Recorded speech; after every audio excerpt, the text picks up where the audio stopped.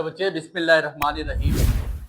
आपके पास class first year के लिए मोस्ट इम्पोर्टेंट और उसके अलावा भी फॉर्मल लेटर बहुत ज़्यादा जगहों पे आपसे पूछा जाता है कि फॉर्मल लेटर होता क्या है और ये लिखते कैसे हैं।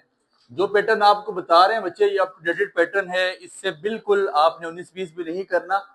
पैटर्न के भी तकरीबन आपको 8 में से 4-5 नंबर मिलते हैं। हर चीज़ के लेटर राइटिंग या एप्लीकेशन राइटिंग एक ऐसी चीज़ है जिसमें हर पॉइंट के हर स्टेप के नंबर है। ठीक है, तो इस पे जरा गौर करना है। सबसे पहले देखें, लेटर जो है ना, खत बेसिकली दो तरह का होता है। इसकी एक टाइप है फॉर्मल लेटर और दूसरी तरह का आपके पास जो खत है वो इनफॉर्मल होता है। फॉर्मल खत से मुराद, फॉर्मल लेटर से मुराद, इसको उर्दू में हम रस्मी खत का नाम देते हैं और इनफॉर्मल को हम गैर रस्मी कह सकते हैं। अब अच्छे, रस्मी और गैर रस्मी क्या है? फॉर्मल लेटर जितने भी ऐसे खत, फॉर्मल लेटर उन खत को कहा जाता है, ऐसे जितने खत हैं जो किसी कंसर्न अथॉरिटी को भेजे जाते हैं, जो आप प्रिंसिपल के नाम लिखते हैं, जो आप किसी अखबार के एडिटर के नाम लिखते हैं, जो आप किसी इदारे के डायरेक्टर के नाम लिखते हैं, ये सारे खत आपके पास फॉर्मल है।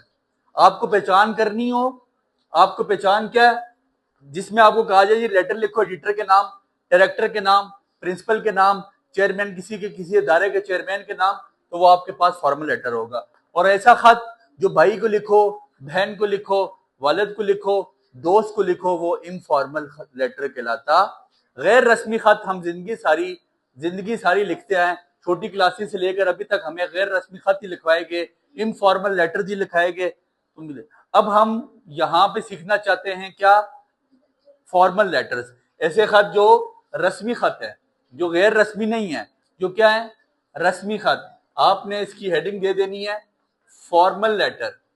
फॉर्मल लेटर की हम हेडिंग दे के, ऐसा खत जो किसी अदारे के सरबराह के नाम भेजा जा रहा है। मैं लिख रहा हूं एक खत, इसका हम टॉपिक बनाते हैं, write a letter to an editor. आप एडिटर के नाम खत लिखें और आप उसको मैं बताएं जी कि आपके इलाके में ना महंगाई बहुत ज्यादा बढ़ गई है, अनकंट्रोल प्राइसेस है, प्राइसेस बहुत ज्यादा इंक्रीज हो गई हैं, तो अब आप उसको खत लिख के बताएं जी कि आप अपनी अखबार में ये मेरा कॉलम छाप दें।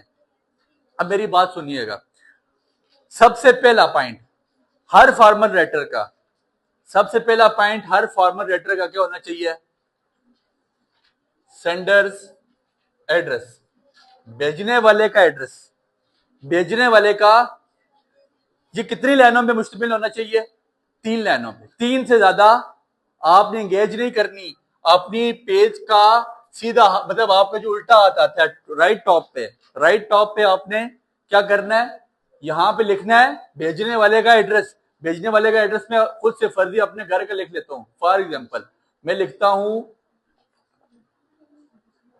राजपूत हाउस कॉमा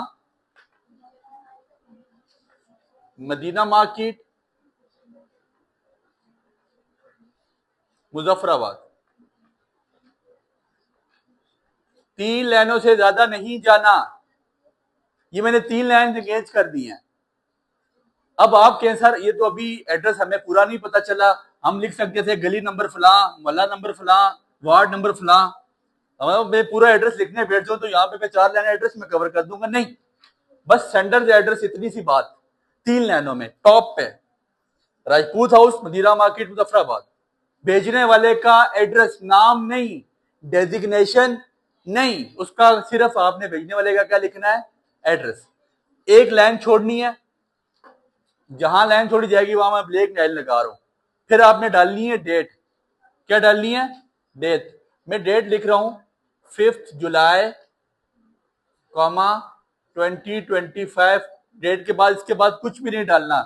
ये आपके पास दूसरा पॉइंट क्या आ गया? डेट। और डेट आपने याद रखनी का, ऐसे ही लिखनी है। ये प्रॉपर वे है डेट लिखने का, ऐसे नहीं लिखनी 5/7/2025, गलत हो जाएगा। 7वां महीना जुलाई का है, आप कीजिए लिख सकते हो 5/7/2025, it's wrong. You don't need to write this. आपने उस तरह नहीं लिखनी, इसी तरह लिखना है 5 जुलाई 2025, जुलाई के बाद कॉमा। समझ आ गई बात की? डेट के बाद एक लाइन छोड़नी है। क्या छोड़नी है? एक लाइन। लाइन छोड़ के फिर क्या करना है? रिसीवर का रिसीवर नेम, बल्कि रिसीवर आप लिख लें डेजिग्नेशन।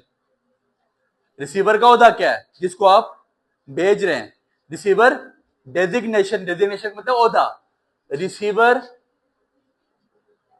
एड्रेस, रिसीवर डेजिग्नेशन भी लिखना है, रिसीवर का नाम नहीं, उसका डेजिग्नेशन, उसका ओहदा क्या है और उसका एड्रेस क्या है। 3 लाइनें यहां एंगेज की, लाइन छोड़ी डेट, फिर लाइन छोड़ी, 3 लाइन एंगेज करनी है। मैं एडिटर के नाम भेज रहा हूं, मैं लिखूंगा द एडिटर कॉमा, ठीक है। एडिटर कौन सी अखबार का, मैं बोलता हूं द टाइम्स, एक अखबार है उसका क्या नाम है, टाइम्स, द टाइम्स। एडिटर का, रिसीवर का डेजिग्नेशन, वो एडिटर है, उसका एड्रेस क्या है, वो अखबार द टाइम्स, और वो है कहां पे, इस्लामाबाद, कॉमा, ठीक हो गया। The editor the times Islamabad. Sir एक ये 3 लाइनों में ये काम आपका कवर अप होना चाहिए, 3 से ज्यादा लाइन्स नहीं लेनी।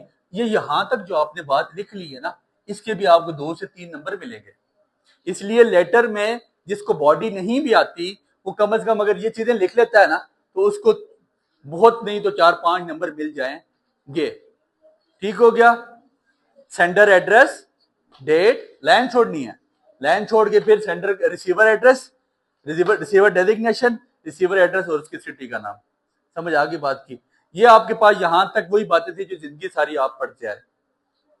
अब इसके बाद लाइन फिर छोड़नी है एक, और लाइन छोड़ के आपने क्या लिखनी है, ये एक नया मेथड है, पहले ऐसा नहीं होता था। लाइन छोड़ के आपने लिखनी है सैल्यूटेशन। सैल्यूटेशन किसको कहा जाता है, डियर सर। ये जो हम उनके लिए ऐसे अल्फाज के इस्तेमाल करते हैं जिसमें मोहब्बत या प्यार छलकता नजर आता है, सैल्यूटेशन। वो सैल्यूटेशन क्या होगा, आप वो सैल्यूटेशन क्या होगा, dear sir, dear, dear sir, एक लाइन छोड़ के डियर सर। अब डियर सर के बाद फिर लाइन छोड़नी है, डियर सर के बाद ये आपके पास क्या आ गया, सैल्यूटेशन। डियर सर के बाद आपने फिर लाइन छोड़ के फिर लिखना है सब्जेक्ट। पहले ऐसा होता था, पहले ऐसे होता था, ये जो आपका सब्जेक्ट पहले हुआ करता था और सैल्यूटेशन बाद में। डियर सर के फौरन बाद हम क्या लिखना शुरू कर देते थे, जो हमने कहानी बयान करनी थी। लेकिन आप सैल्यूटेशन को पहले लिखें, इस तरह भी लिखेंगे, उस तरह पुराने तरीके से लिखेंगे, गलत नहीं है, लेकिन ये एक अपडेटेड तरीका है कि डियर सर पहले, लाइन छोड़ के डियर सर, फिर लाइन छोड़ के सब्जेक्ट, और subject not more than 3 to 4 words, not lines, 3 to 4।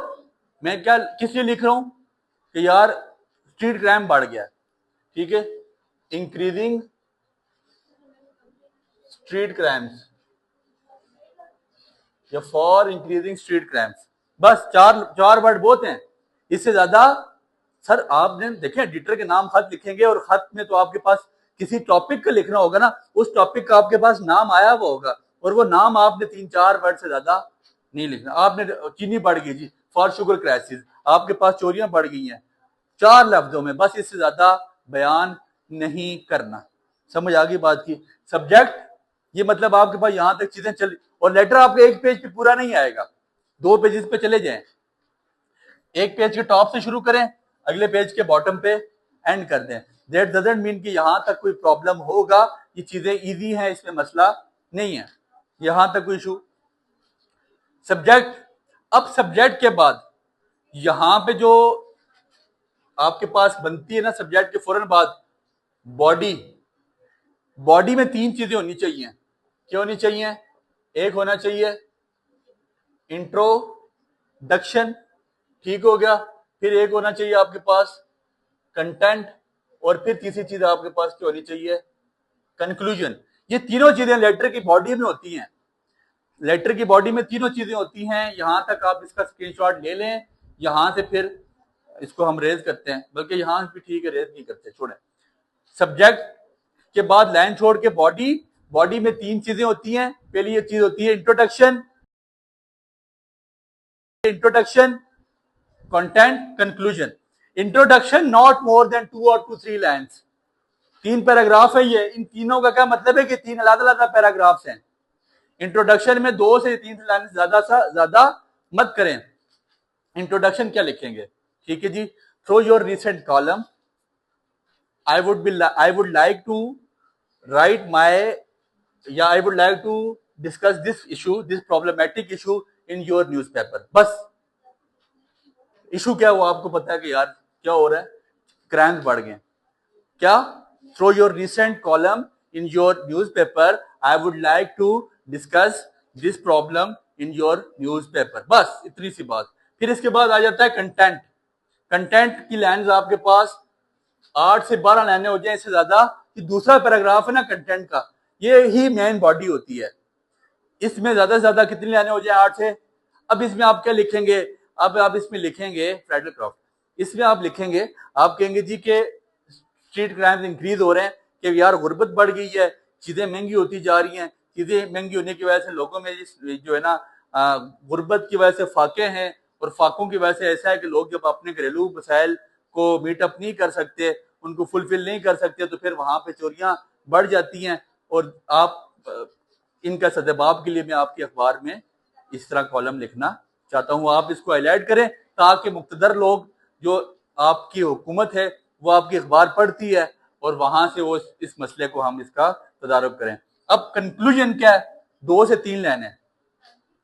Sir ये जो मैं कॉलम लिखूंगा, या जो मैं आपकी अखबार में कॉलम देना चाहता हूं, इसका फायदा क्या होगा, इसका कंक्लूजन क्या होगा? तो हम तो कहते हैं कि 2 से 3 लाइनों में क्या होगा जी, कि through my column in your newspaper, क्या होगा कि गवर्नमेंट इस तरफ अपना काम धरेगी, और गवर्नमेंट इस मसले का सदबाब करेगी। बस 2 से 3 लाइनें, 2 लाइनें इंट्रोडक्शन, 8 से 10 लाइनें कंटेंट, 2 लाइनें कंक्लूजन, 3 पैराग्राफ बन गए, कहानी हो रही है खत्म, यहां तक कोई मसला।